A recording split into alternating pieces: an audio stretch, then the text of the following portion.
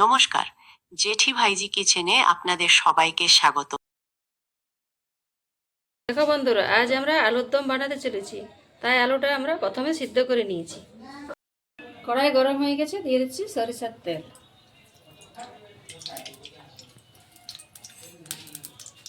সামান্য কিছু হলুদ গুঁড়ো দিয়ে দিচ্ছি তেলের মধ্যে, যাতে তেলটা না ছিটকায়।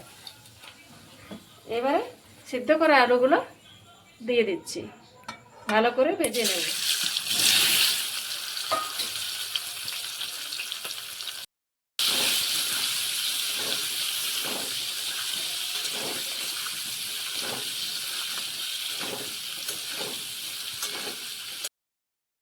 আমাদের লাল লাল করে ভাজা হয়ে গেছে, এবারে তুলে নিচ্ছি।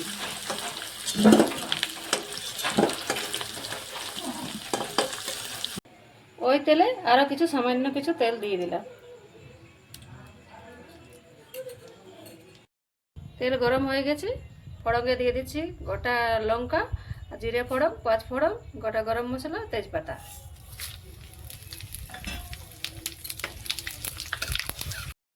ফোড়ন আমাদের ভালো করে ভাজা হয়ে গেছে, এবারে কেটে রাখা টমেটোগুলো দিয়ে দিচ্ছি।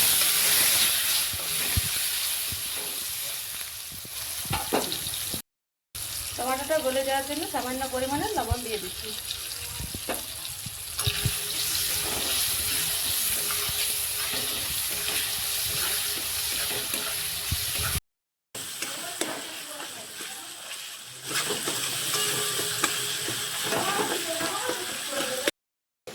কাজু, মগজদানা, জিরে আর আদা বাটা দিয়ে দিচ্ছি, আর পোস্ত একসাথে বাটা আছে।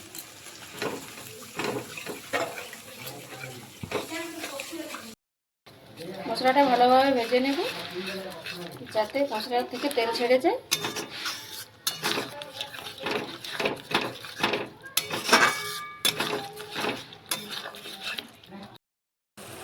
সামান্য পরিমাণে কাশ্মীরি লঙ্কার গুঁড়ো দিয়ে দিলাম।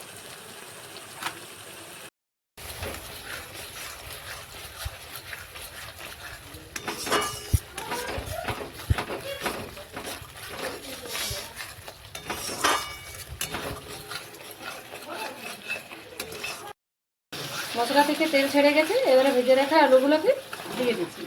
আলুগুলো কিছুক্ষণের জন্য ভালোভাবে কষিয়ে নেব।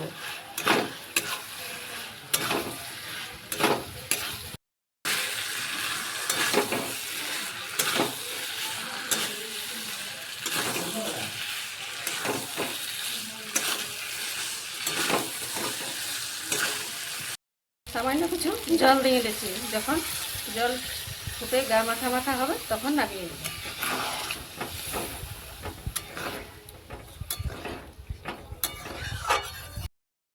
আমাদের রেসিপিটা কমপ্লিট হয়ে গেছে। আমাদের এই রেসিপিটা কেমন লাগলো আপনারা কিন্তু এভাবে একবার বাড়িতে বানিয়ে দেখবেন।